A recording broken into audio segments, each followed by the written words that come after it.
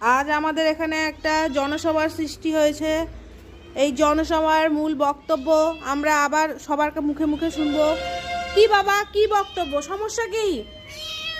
কি হয়েছে বাবা? একজন বক্তব্য বলতে বলেছি, সবাই তেড়ে তেড়ে আসছে বক্তব্য বলার জন্যে। এত অভিযোগ, কি ব্যাপারে অভিযোগ? কি বাবা, মাসির নামে কমপ্লেন আছে?